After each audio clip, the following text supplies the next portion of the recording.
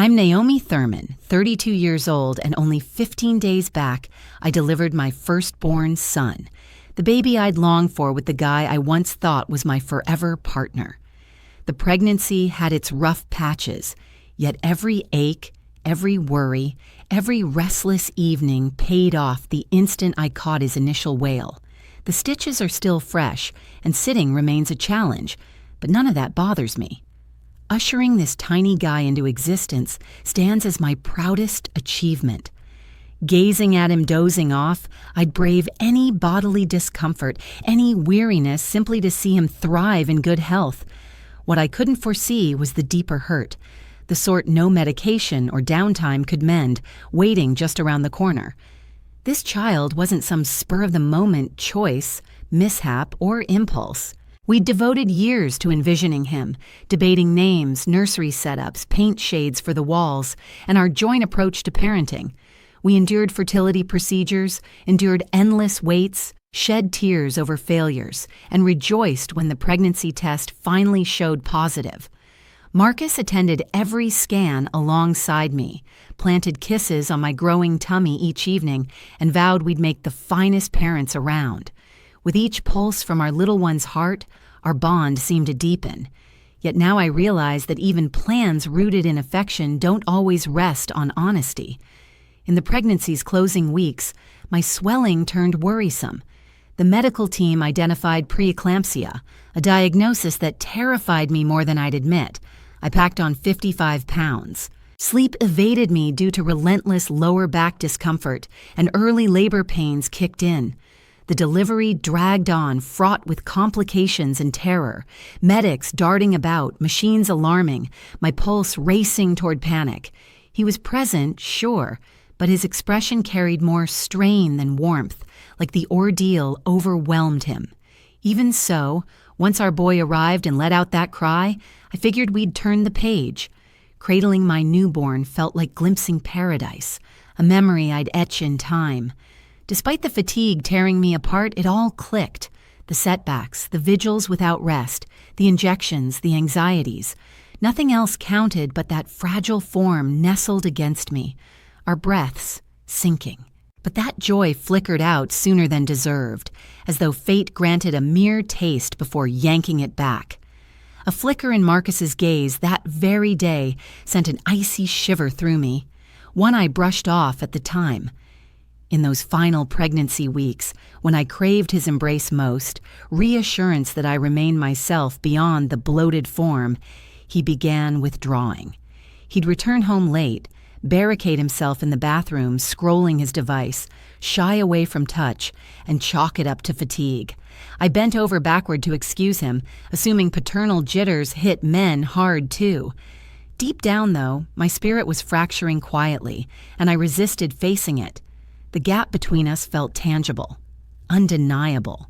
I pressed him repeatedly on what troubled him, why his stares had lost their spark, why he bolted out or dozed off constantly. His replies stayed monotonous. Just the job. Overloaded here. It'll blow over. I latched onto those words like a lifeline, hoping sheer repetition would manifest them. Day by day, however, his detachment weighed more, stood out clearer, and stung sharper.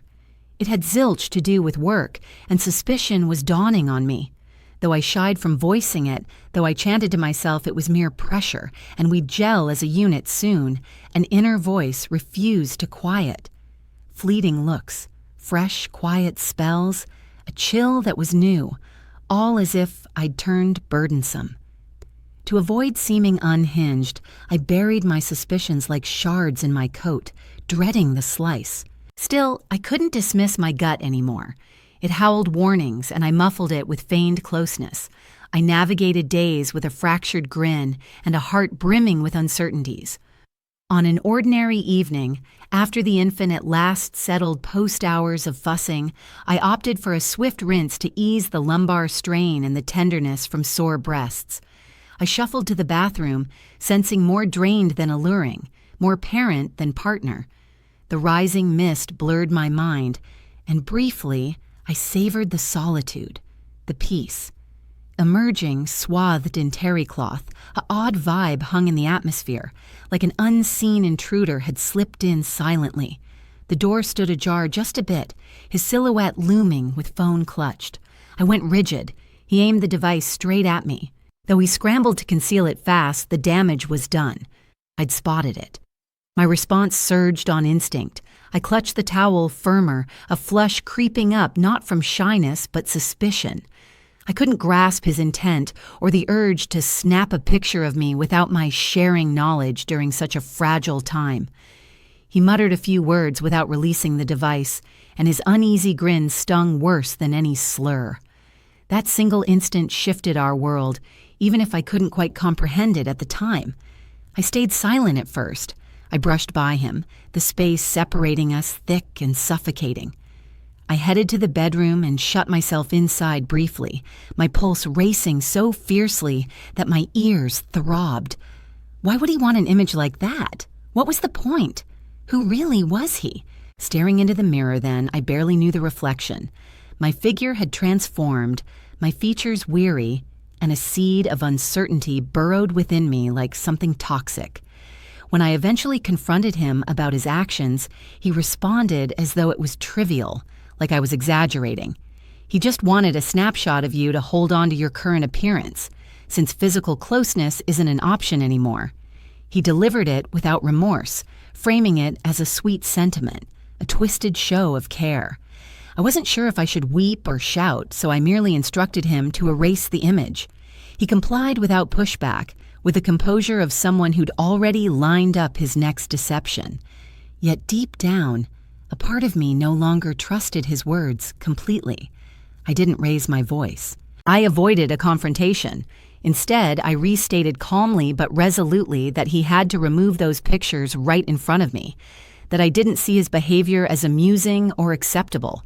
He feigned hurt, adopting a wounded expression, implying I was simply dealing with mood swings. He assured me again he'd handle it. No issue. He grabbed the phone, performed a couple of swift taps, and displayed the cleared album as evidence.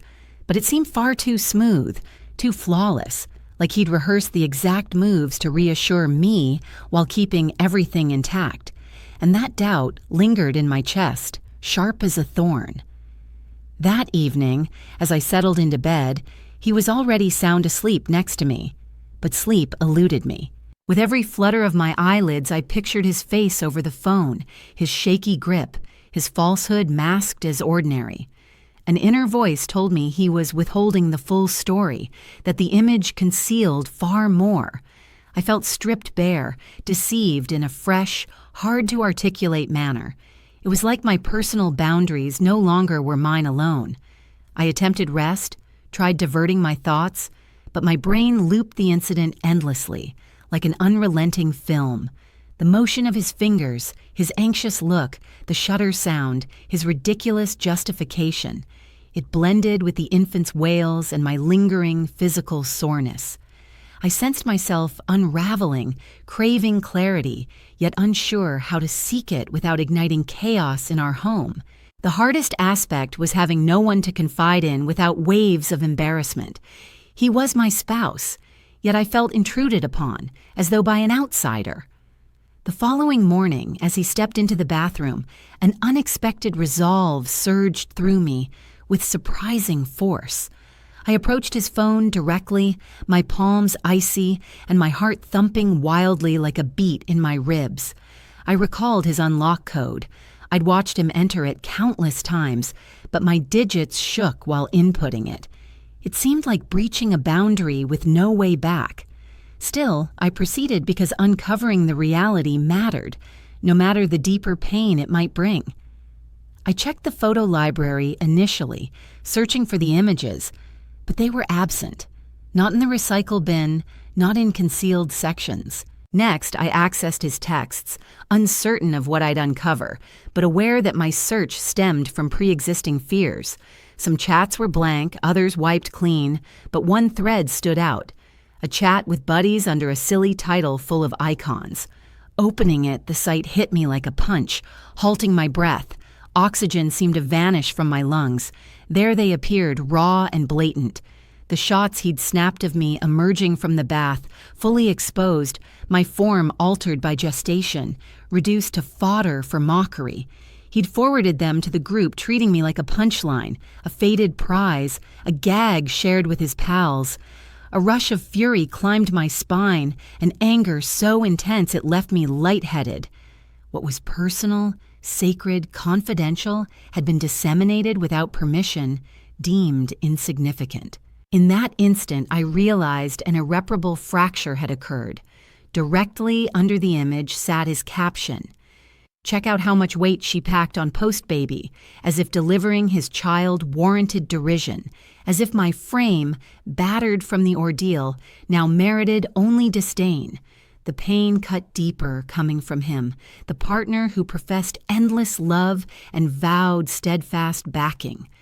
Those typed words shattered me in untouched vulnerabilities. It transcended mere sorrow. It was degradation. Yet the true horror lay in pressing on. I knew better, but I couldn't halt, like witnessing a crash unfold and being unable to avert my gaze.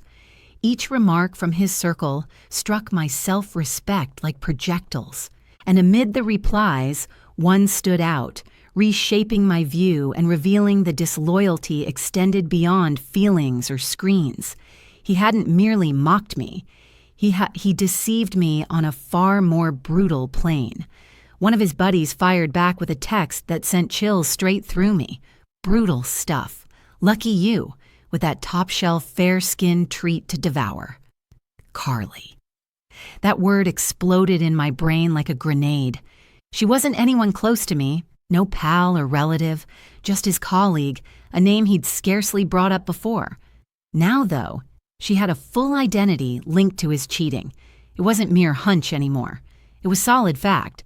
I pored over that message repeatedly, hunting for some alternate meaning, a way out, anything to soften the blow, to dull the pain, but nothing surfaced. All that lingered was the urge to face the undeniable. He'd cheated on me, humiliated me, and mocked me with some other woman behind closed doors. I crumpled into quiet despair. No yelling, no sobs just yet, like my spirit had splintered across the tiles. It wasn't mere grief. It was disintegration. I held back the cries and outbursts. Instead, I followed my gut's survival cue. With numb fingers and unwavering grip, I captured screenshots of it all, methodically. Every photo, every phrase, every scrap of evidence against him. I archived them like a detective logging a felony, not out of spite. For my own sake, so I'd never question what my eyes had witnessed. So nobody could dismiss me as overreacting. I craved that raw honesty in my grasp. Pain be damned. I returned the phone to its spot. Battery level identical. Screens exactly as left, like I'd never laid a hand on it. Perched on the bed's rim, I drew a shaky inhale, battling the queasiness, the shakes, the void. I refused to tip him off. I needed to monitor it all in secrecy, detached, even as I fractured within. That became the fresh strategy. Act normal while digging out the complete picture. That evening, I curled up beside him, like all was well, feigning fatigue, cradling our child with an affection that tore at my core. Sleep evaded me entirely. I tracked his steady breaths, unaware of the turmoil churning in me. I felt like an intruder in my bedroom, my home, my existence. Still, come dawn, I mustered a smile his way, as if ignorance was bliss. Over the next few days, I turned into a vigilant observer, scrutinizing with clinical focus. His routines, his expressions, his phone chats, his shifting tempers. Questions from me ceased. I didn't require his explanations anymore. I gathered them on my own, fragment by fragment. Whenever he muttered, "Running late tonight or it's only a quick huddle," I filed it away. I'd morphed into a spectator in my wedlock, anticipating the upcoming scene in his deception. And as my silence deepened, the reality sharpened into view. Carly. That moniker echoed through every corner, like she'd lurked unseen until now, suddenly illuminated. I recalled a casual drop of her name once. A sharp, capable teammate, he'd called her. Nothing to it. Yet suddenly it bore heft, a visage, a motive. I dove into social platforms, hunted her down, scanned her page, and it all aligned with a clarity that squeezed my heart. I began replaying the past month in my head, re-examining each day afresh, every alleged conference, every brief business jaunt. In those moments, some anomaly always stood out now. The device silenced, the outfit too polished, the absence of any work scent. Carly lurked in the subtext, concealed by rehearsed alibis. It hit me. The disloyalty had festered right under my nose for weeks, undetected. I avoided drama. I steered clear of raising alarms. I simply shadowed his habits from the fringes, like a ghost in my dwelling. During his showers, I'd peek at alerts, log timings, etch mentioned contacts in my mind. I'd feign disinterest in his hushed calls, but absorbed it all. It formed a quiet probe, pieced from minute clues that, together, built an irrefutable reality. One afternoon, a notification erased all ambiguity. Tomorrow, at our regular spot, typed by him, answered with, "Yes, darling," by Carly. I absorbed it breathless, unblinking, the room seeming to halt. The falsehood wasn't guesswork or doubt any longer. It was ironclad, inked by his hand. Fury surged, sure, but so did a sour consolation. At last I gripped the unvarnished facts, and with them secured, only the choice of next steps remained. I held back from impulse. I preserved that exchange like a toxic artifact and navigated the day unchanged on the surface. Yet inwardly, fury simmered. The shame scorched, my stomach twisted. That night, while he diced produce in the kitchen, immersed in his flawless facade, I recognized I couldn't stay mute forever. I neared him deliberately, met his gaze squarely after weeks, and uttered, "How long have you been involved with Carly?" It was a split-second flinch before his response, but that pause betrayed him utterly. He met my accusation with mock astonishment, setting the knife aside on the cutting board before replying, "What on earth do you mean? Have you lost your mind, Naomi? You're just inventing this nonsense." That patronizing tone, the kind weaklings deploy to dismiss the truth, didn't faze me. I locked eyes with him, bearing the full force of my certainty, and for the first time, terror flickered in his stare. He was cornered. I observed the defeat wash over his features, shoulders slumping, a deep exhale, as though the charade could finally end. "Yeah, I'm seeing Carly," he confessed abruptly. No excuses, no flourishes, just the raw release of a secret that had burdened him more through concealment than the deed. I remained motionless. No sobs escaped. Instead, an icy detachment settled deep within, chilling me utterly. Right then, it hit me. I was no longer his partner, merely the echo of what he'd once craved, and as if the admission alone wasn't wounding enough, he delivered another barb with chilling detachment. "I need it. You don't draw me in anymore. Besides, we couldn't during your recovery after birth." His words carried no remorse, only self-serving rationale masquerading as reason. He excused his disloyalty by pointing to my changed form, worn from delivering our boy, as if the trials of childbirth insulted his urges. I felt exploited, discarded, and faulted for an experience that merited only compassion. It was an assault, cloaked in gentle phrasing. Breathing became a struggle afterward. The room appeared to shrink, the ground to vanish under me. Yet I stayed upright, refusing to crumble in his presence. My tears weren't for him. They were for me, for all I'd withstood, convinced that devotion sufficed. Glancing at my reflection in the glass, I barely knew the fractured, unseen, overlooked figure staring back. It dawned on me. Nothing remained worth salvaging. I didn't yell. I didn't hurl plates. I didn't cause a fuss. Instead, with the serene resolve of one who's surpassed agony's threshold, I stated, "I want a divorce." His expression shifted instantly, surprise etching his face as though he'd assumed I'd stay fragile indefinitely. But my spirit had already perished within. All that was left was rebirth. I pivoted, lifted our slumbering infant from the bassinet, and realized this marked the start of fresh beginnings. From then, he ceased being a parent. He inquired nothing about the child, sought no visits, extended no aid, as if the boy shared the blame too. He wiped himself out. He faded from his child's world, acting as though he'd never yearned for him alongside me. His choices revealed a harshness that cut deeper than any affair. He hadn't merely wronged me, he'd forsaken his own flesh and blood. Post-divorce, he never glanced backward. No phone calls, no messages, not even a gesture to check on his boy's needs. He sent only the bare minimum alimony mandated by law, devoid of feeling, like clearing a trivial obligation. I faced it solo with an infant and a fractured soul, pondering how one could sever ties from their creation so utterly. But self-pity wasn't an option. My child relied on me. Amid streaming tears, I gathered our things into cases, not merely outfits and playthings, but the fragments of a household now gone. I relocated to my mom's place in the outskirts. Head down, I felt like a total letdown, as if I'd shared the fault for missing the signs. Each stride from that dwelling distanced me from shame, yet also from the existence I'd imagined as mine. It was mourning, sans burial. Still, forward motion was essential. Mom embraced me warmly, posing no queries, voicing no criticisms, just a comforting quiet that buoyed me when my legs gave way. Under her roof, rest came easier, assured I wasn't utterly isolated. She assisted with the little one, brewed soothing drinks, and absorbed my weeping without critique.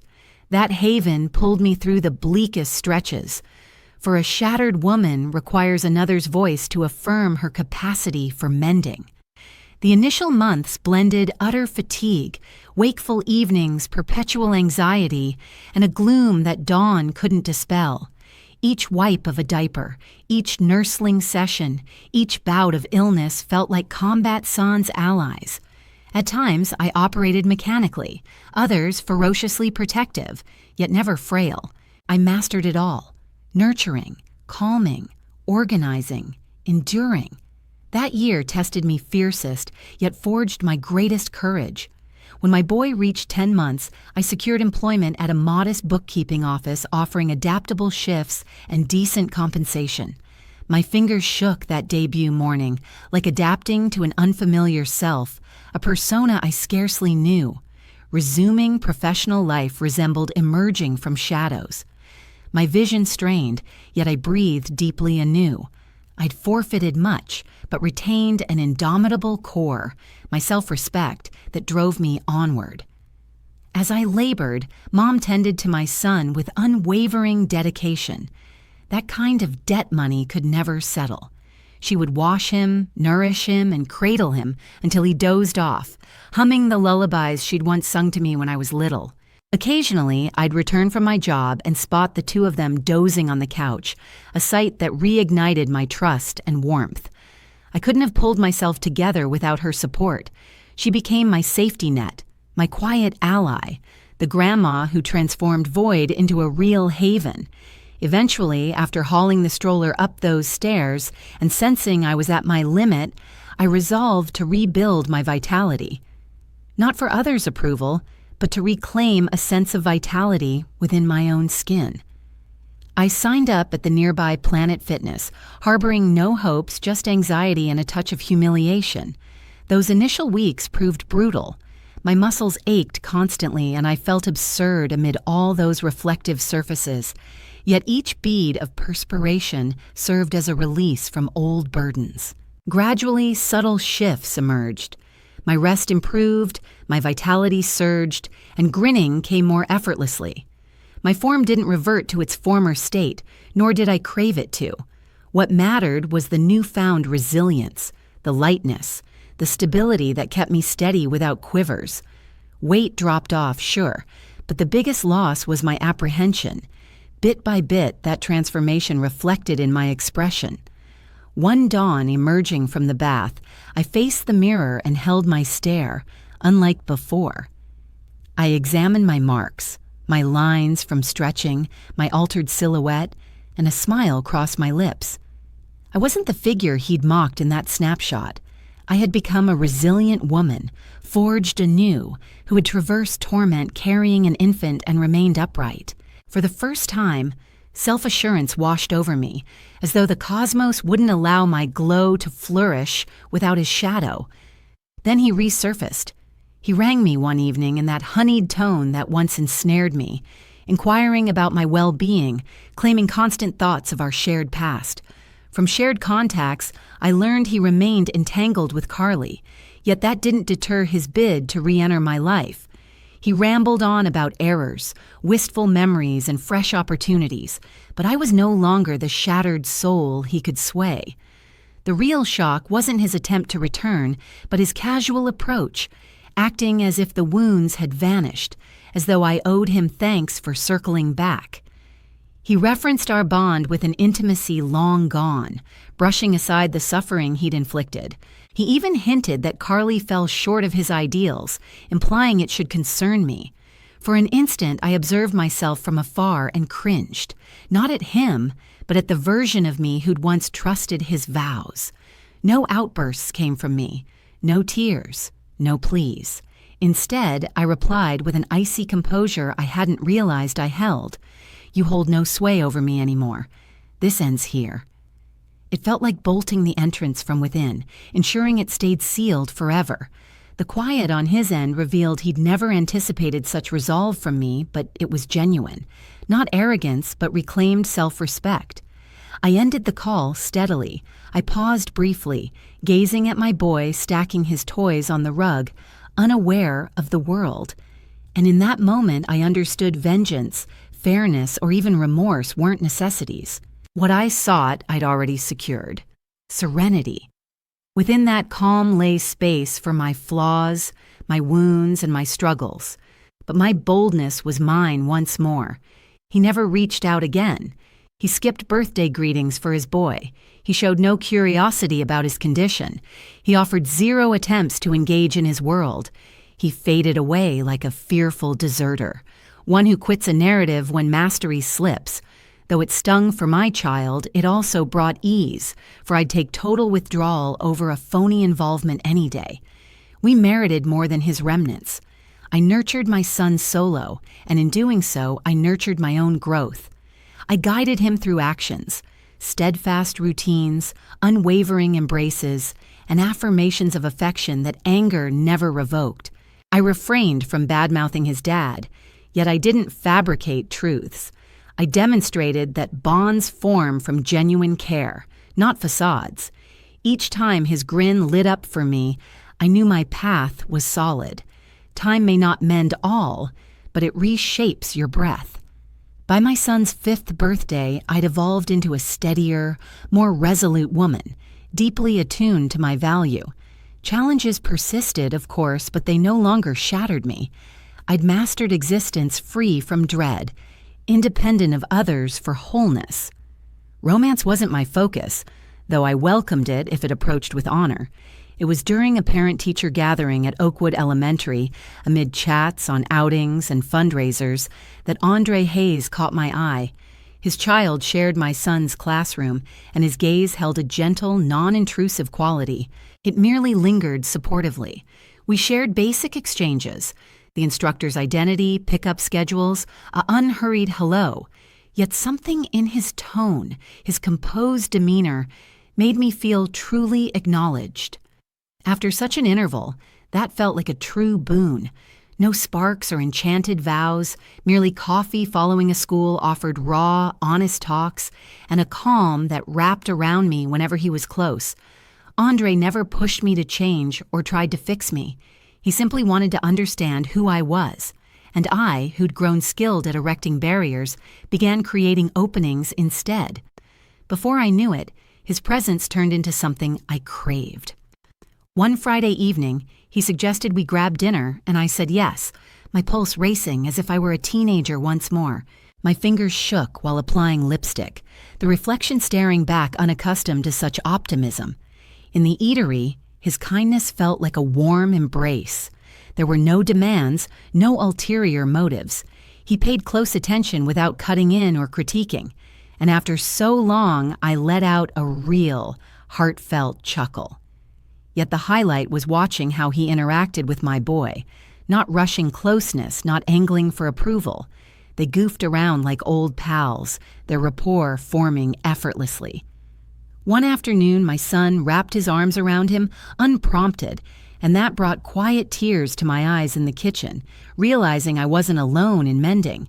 He was healing too, and he merited that just as much as I did. Letting my guard down again proved tough. Scars lingered that ached at the slightest prod, flashbacks hit out of nowhere, and anxieties masqueraded as prudence. But Andre avoided any rush. He stayed by my side steadily, allowing me to dictate the rhythm. He demonstrated that wholesome affection doesn't demand, it supports. Gradually, I quit shielding myself from romance and embraced it fully. Our bond didn't spark overnight or flawlessly, but it rang true. We figured out how to open up without overstepping, honor personal boundaries, and communicate even through discomfort. Andre arrived not to plug gaps, but to construct alongside me on solid ground. Through him, I realized family forms not from lineage, but from everyday nurturing. For the first time, I sensed a genuine ally. Gazing into the mirror these days, I spot more than a survivor of deceit. I see a parent who persisted, a lady who opted to trust once more. Shame and bitterness no longer weigh me down. My past ordeal doesn't shape me. My response to it does. I'm tougher, more liberated, and keenly aware of my worth. I grasped that authentic love avoids harm, mockery, disloyalty, or suppression. The affection I merit regards me with esteem, hears me out, gives me time, and cherishes me. Most importantly, I understood I don't require another to feel whole. Though partnering with someone who enhances life is a gift, I'm done chasing rescuers.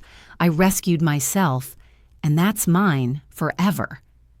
Glancing at my son, I notice a spark in his gaze that was absent earlier, a serenity stemming from the haven we created. I showed him through deeds that dignity is essential. Self-love comes first, and settling for less isn't an option. He's maturing with the knowledge that his mom showed courage, picking self-respect over dread, and that swells my heart with joy above all. I can't pinpoint when I shifted from casualty to lead in my story, but the change came. Perhaps it was the evening I rested without sobs, or the instance I refused without remorse. What I know for sure is that I emerged anew. From grimy remnants laced with treachery and dread, a fresh version of me arose, imperfect yet authentic, resilient and determined to demand no less than I warrant ever again. Eventually, without intent, I stumbled upon that harsh snapshot in an overlooked phone directory. I viewed it detachedly, as if eyeing an unfamiliar face. Rather than stinging, it stirred compassion, for the shattered figure there hadn't surrendered. She held on, and unknowingly, she pulled me through. Thanks to her, I'm the person today. I erased the picture simply, not in anger, but since it held no sway anymore. No need for evidence or echoes. My experiences stayed in their place. History. By removing it, I sensed the final ajar portal sealing shut. Now I dwell contentedly in a cozy home brimming with chuckles, playthings, and heartfelt embraces. Andre and I aren't flawless, but we function as a unit. My boy thrives amid genuine caring, the sort that reveals itself plainly and withstands without alibis, and I've at last found inner peace. If I could speak to the Naomi cradling her infant in hushed sobs, I'd whisper, persevere, not for his sake, but yours. You merit glimpsing beyond the darkness. You merit restoration, renewal, affection, and renewed faith. And crucially, you merit unwavering belief in your own power. Occasionally, folks wonder if resentment lingers or if vengeance crossed my mind, if I'd ever make him atone. Honestly, no. The hurt he inflicted remains unfaded, yet I don't haul it behind me. I came to see that release isn't erasure. It's choosing that certain matters no longer merit room in I'm constructing something solid these days. He belongs to my past now, but he hasn't penned a word in ages. Andre gazes at me with a subtle respect that skips the hollow compliments or lavish vows. He's aware of the trials I endured, the battles I won, and he's never attempted to outdo any of it.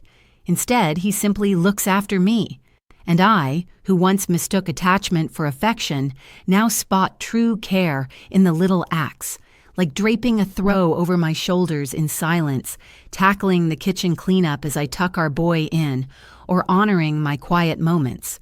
Our son is thriving, cherished, and stable. He's yet to inquire about his birth dad, and I've held off on broaching the topic. That moment will arrive eventually, and I'll be prepared to share the honest details, free of resentment. I'll explain how I stood firm, yet remained vulnerable, and that all our choices stemmed from devotion to what lay ahead, not what we'd left behind. On certain evenings with the home hushed, I let the tears flow. Not out of sorrow, but thankfulness, for persisting, for opting for the tougher yet nobler route, for each iteration of myself that stumbled, dragged along, and rose again with a tear-streaked visage and a spirit brimming with dread. That resilient soul endures within me. I cherish her legacy, and with that I wrap up this tale I never planned to share, but one that demanded voicing. Because countless Naomis exist, piecing themselves back together, convinced they've reached their breaking point. To each of you, you absolutely can endure. The road won't always be smooth, but real achievements seldom are. And when you draw breath at last without that ache, you'll realize that's triumph too. Enjoyed hearing my journey. What's the city tuning in from? Drop a note below. If the narrative resonated, consider a super thanks to help me deliver more tales like this. Your kind backing means the world. Thank you. Eager to hear your thoughts in the comments. Check the screen for 2 fresh personal accounts I truly endorse. My channel holds even more gems. Hit subscribe if you haven't. Catch you next time for another heartfelt story, full of warmth and regard.